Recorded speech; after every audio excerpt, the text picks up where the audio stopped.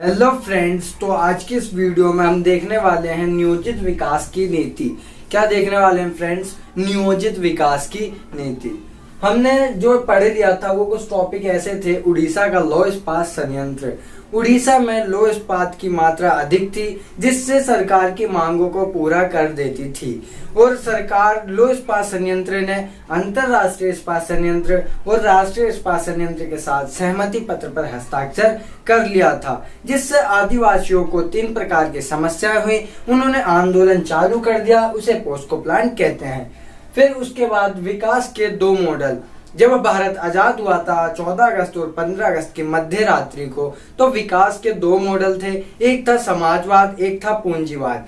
तो भारत ने ना ही समाजवाद अपनाया ना ही पूंजीवाद अपनाया, दोनों का मिश्रण अपनाया, जिसे बोलते हैं मिश्रित अर्थव्यवस्था। क्या बोलते हैं फ्रेंड्स? मिश्रित अर्थव्यवस्था। वामपंथी और दक्षिणपंथी। वामपंथी जो होती है वो गरीब और पिछड़े वर्गों के हितों के लिए कार्य करती है, और दक्षिणपंथी वो पूंजीवाद व्यवस्था पर ज्यादा जोर देती है। सरकार का कम नियंत्रण हो, निजी बंदों का ज्यादा हो, व्यापार में वृद्धि अधिक से अधिक हो। योजना आयोग। योजना आयोग इधर देख लेते हैं। चलो फ्रेंड्स, योजना आयोग क्या था? ये पंचवर्षीय योजना अलग है। योजना आयोग का गठन 15 मार्च 1950 में हुआ था। योजना आयोग का गठन कब हुआ था फ्रेंड्स? 15 मार्च 1950। योजना आयोग का गठन 15 मार्च 1950 में किया गया। योजना आयोग का कार्य होता है पंचवर्षीय योजना बनवाना, पंचवर्षीय योजना बनाना। योजना आयोग का कार्य होता है पंचवर्षीय योजना बनाना। योजना आयोग एक सलाहकार की भूमिका निभाता है। ये एक प्रस्ताव पेश करता है। जब तक पूरी मंत्रिमंडल सहमत नहीं होते, इसके प्रस्तावों को लागू नहीं किया जाता। इसीलिए योजना आयोग एक सलाहकार की भूमिका निभाता है। जब योजना आयोग का गठन हुआ था, तो इसके गठन के उस समय योजना आयोग के अध्यक्ष कौन थे? योजना आयोग के अध्यक्ष होते हैं प्रधानमंत्री। तो उस समय पहले प्रधानमंत्री हमारे जवाहरलाल नेहरू थे 1950 में। तो इसके अध्यक्ष भी कौन होंगे? प्रधानमंत्री। योजना आयोग एक सलाहकार की भूमिका निभाता है। किसकी भूमिका? सलाहकार की भूमिका निभाता है। क्यों निभाता है? पता चला, जब तक मंत्रिमंडल उसकी सहमतियों पर हस्ताक्षर नहीं करती, जब तक वो प्रस्ताव पास नहीं होता। योजना आयोग के पहले अध्यक्ष, योजना आयोग के अध्यक्ष होते हैं पीएम। उस समय थे डॉक्टर जवाहरलाल नेहरू।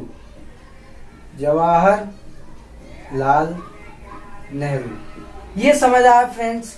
जो योजना आयोग है उसका गठन 15 मार्च 1950 में हुआ।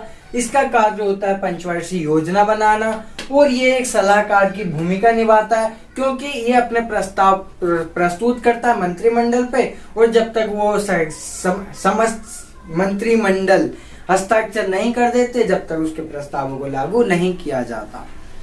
ये देख लिया। योजना आयोग के अध्यक्ष जो होते हैं वो प्रधानमंत्री होते हैं। उस समय जो थे जवाहरलाल नेहरू जी थे। अब योजना आयोग का नाम बदलकर नीति आयोग कर दिया गया है। क्या कर दिया गया है? नीति आयोग। नीति आयोग का गठन हुआ था 1 जनवरी 2015 को। कब हुआ था नीति आयोग का गठन? 1 जनवरी 2015 को नीति आयोग का गठन किया गया। नीति का पूरा नाम है national institutional for transforming India. नीति का पूरा नाम national institutional for transforming India, ये नीति का पूरा नाम है। नीति आयोग के अध्यक्ष थे नरेंद्र मोदी, क्योंकि प्रधानमंत्री होते हैं। और 2015 पे कौन थे? नीति आयोग का गठन 1 जनवरी 2015। नीति आयोग का पूरा नाम नेशनल इंस्टीट्यूट बोल दो, या फिर इंस्टीट्यूट फॉर ट्रांसफॉर्मिंग इंडिया, ये पूरा नाम है नीति का। एन से नेशनल, आई से इंस्टीट्यूशनल, टी से ट्रांसफॉर्मिंग, आई से इंडिया। नीति आयोग का गठन 1 जनवरी 2015। इसके अध्यक्ष पीएम होते हैं। 2015 पे कौन थे? नरेंद्र मोदी जी। ये इनके अध्यक्ष थे। तो अब आगे पढ़ते हैं। योजना आयोग हो गया, योजना आयोग का नाम बदल के क्या कर दिया गया, नीति आयोग। योजना आयोग का नाम बदल के क्या कर दिया गया, नीति आयोग। क्या कर दिया गया फ्रेंड्स, नीति आयोग। इसका स्क्रीनशॉट खींच लो।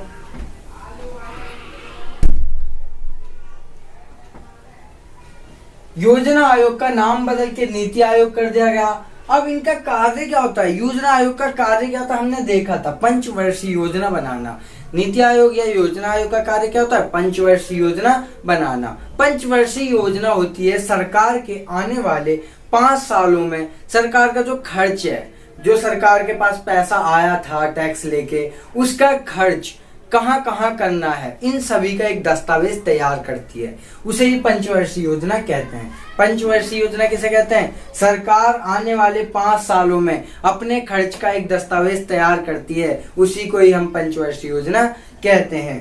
तो योजना आयोग बना था 1950 में, यानी कि पहली पंचवर्षीय योजना 50 के बाद ही आई होगी।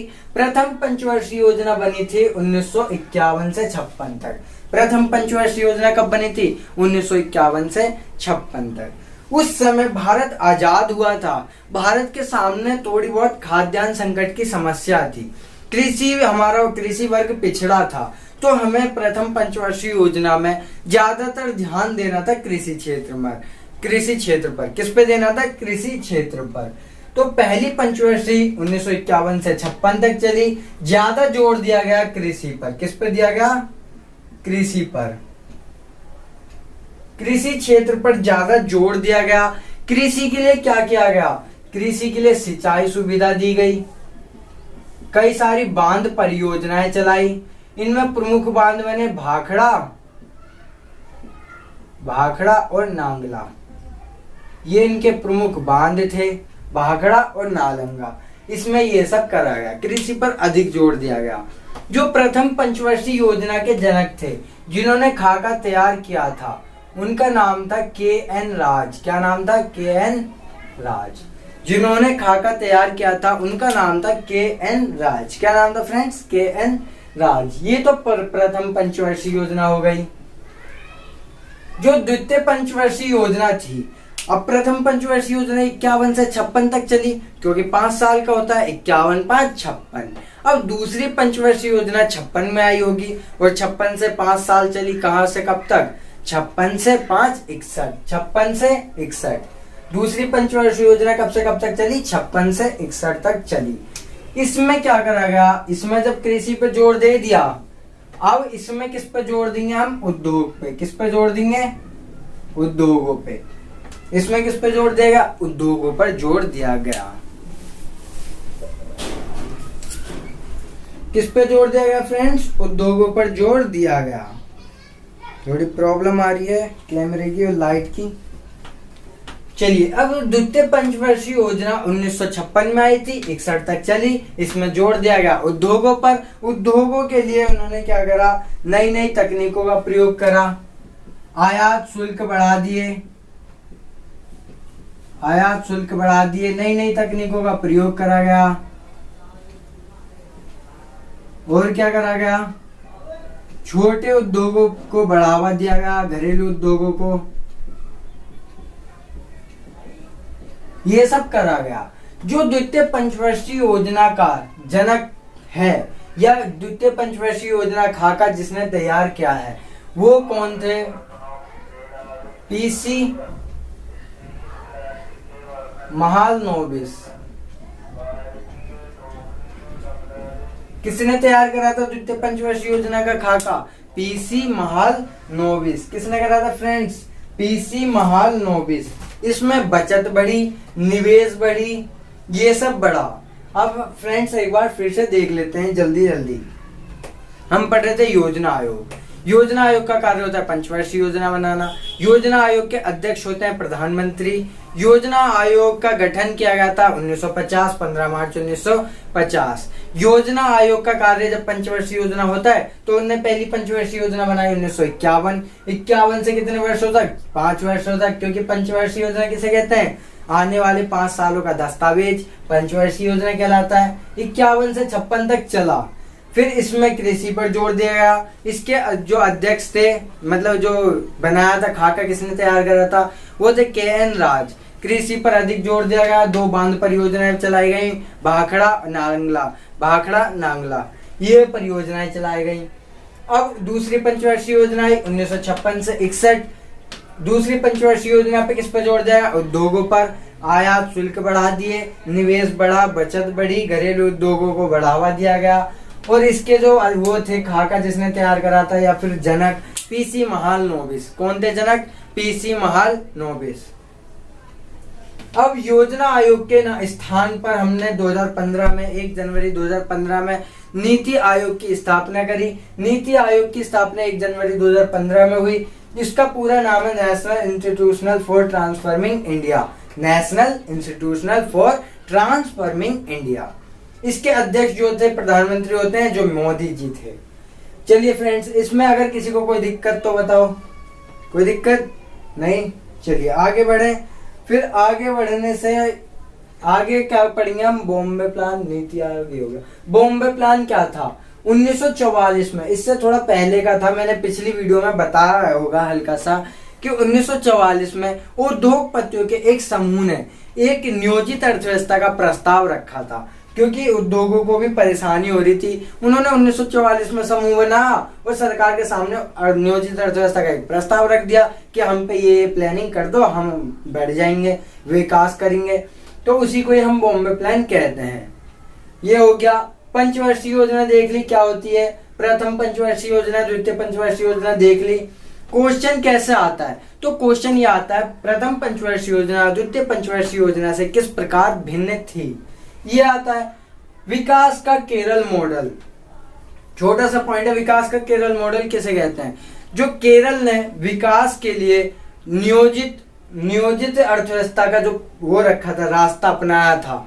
केरल ने विकास और नियोजित अर्थव्यवस्था का जो रास्ता अपनाया था, उसी को ही विकास का केरल मॉडल कहते हैं। दो क्रांति और रह गई है। एक रह गई श्वेत क्रांति और एक रह गई हरित क्रांति। अब हम क्या पढ़ेंगे? हरित क्रांति। क्या पढ़ेंगे फ्रेंड्स? हरित क्रांति। तो हरित क्रांति जो थी ये किस लिए लाया था? हरित मतलब हरी। हरी से आप समझ जाना ये कृषि के लिए आई होगी, क्योंकि कृषि जो उपजाती है वो हरी होती है। तो हरित क्रांति किसके लिए आई थी? कृषि के लिए। किसके लिए आई थी? कृषि। क्यों आई थी? क्योंकि 1960 के दशक में हमारे यहाँ घरेलू क्षेत्र में भारत में कई सारी समस्याएं आई थी। जैसे कि पहली समस्या हो गई खाद्यान्न संकट, खाने के लाले पड़ गए, भूखमरी, भूखा, अकाल, मानसून की असफलता, इन सब के कारण हमारे यहाँ खाने के लाले पड़ गए थे। ज्यादातर प्रभाव पड़ा बिहार क्षेत्र में। कहाँ पड़ा ये? बिहार क्षेत्र में। तो बिहार के क्षेत्र पर हमने फिर क्या लगा दिया? जोनिंग। क्या कर दिया? जोनिंग, या इसी को ही बोलते हैं इलाका बंदी। बिहार पर क्या लगा दिया? इलाका बंदी, जोनिंग लगा दी गई, जिससे बाहर से हमारे पास खाने का कुछ भी नहीं आ रहा था, ना ही यहाँ से कुछ जा रहा था। तो ज्यादा भुखमरी बढ़ गई, और भुखमरी हो गई, लोग कुपोषण के शिकार होने लग गए, लोग मरने लग गए कुपोषण के शिकार के कारण। तो भुखमरी ज्यादा बढ़ गई। इस भुखमरी को दूर करने के लिए एक योजना चलाई, उसे ही बोलते हैं हरित क्रांति। क्या बोलते हैं? हरित क्रांति। इस भुखमरी से निपटने के लिए, खाद्यान्न संकट से निपटने के लिए, खाद्यान्न संकट से निपटने के लिए क्या चलाई हमने? हरित क्रांति। इसी को हरित क्रांति कहते हैं। अब इसमें क्या करा गया? इसे कट कर देना, गिर गया। अब हरित क्रांति में करा क्या गया? कुछ ऐसे इलाके देखे जहां पे सिंचाई सुविधाएं उपलब्ध थी। ऐसे इलाके देखे। हरित क्रांति में क्या करा गया? कुछ ऐसे इलाके देखे जहां पे सिंचाई सुविधाएं उपलब्ध थी। तो जहां सिंचाई सुविधा उपलब्ध थी वहीं पे ज्यादा तकनीकें लगा दी। क्यों लगाई? क्योंकि ताकि कम समय में अधिक उत्पादन हो सके, कम समय में कृषि की ज्यादा उत्पादन हो सके और खाद्यान्न संकट दूर हो सके। तो उन्होंने को क्या क्या दिया गया? जहां जहां सिंचाई थी उन्हें क्या क्या दिया गया? एक तो उन्नत बीजें दी गई, उन्नत किस्म की बीज दी गई, सिंचाई सुविधा की नई तकनीक दी गई, रासायनिक पदार्थ दिए गए, रासायनिक पदार्थ दिए गए, कीटनाशक दवाइयां दी गई, कीटनाशक दवाइयां दी गई, ये सब दिया गया। हरित क्रांति में क्या करा गया? हरित क्रांति में उन्हें उन्नत बीजें दी, उन्नत किस्म के बीज, सिंचाई की नई नई तकनीकें दी, रासायनिक पदार्थ दिए और कीटनाशक दवाइयां दी। ये सब उन्हें दिया गया, जिससे वहां पे जो कृषि समस्या थी, खाद्यान्न संकट थी, तो कृषि समस्या दूर हो गई। कृषि में जो परिवर्तन आया, इसी परिवर्तन को हम हरित क्रांति कहते हैं। हरित क्रांति किसे कहते हैं? कृषि में जो परिवर्तन आया इन सबों से, उसी को हम हरित क्रांति कहते हैं। परिवर्तन ये आया कि भुखमरी की समस्या दूर हो गई। हम आयात करवाते थे खाद्यान्नों को, अब निर्यात करवाने लग गए। ये परिवर्तन आया। ज्यादातर राज्य जैसे कि पंजाब, उत्तर प्रदेश और बिहार, ये कृषि संपन्न देश हो गए। यहाँ पे भी कृषि अधिक अच्छी होने लग गई। इसी को ही हम हरित क्रांति कहते हैं। दूसरा रह गया अगला टॉपिक, श्वेत क्रांति। श्वेत क्रांति क्या थी? जब गुजरात में एक जगह थी, गुजरात में श्वेत क्रांति किसे कहते हैं? गुजरात में मतलब दुग्ध उत्पादन के एक समूह था। दुग्ध उत्पादन के समूह ने मिल करके एक अमूल दूध की शुरुआत करी थी। किसकी शुरुआत करी थी? अमूल की शुरुआत करी थी। इसके जो जनक थे, या जिन्हें मिल्क मैन ऑफ इंडिया के नाम से जानते हैं, किसे जानते हैं? Milk man of India, milk man of India, Verghese Kurien. किसे जानते हैं? वर्गीज कुरियन को।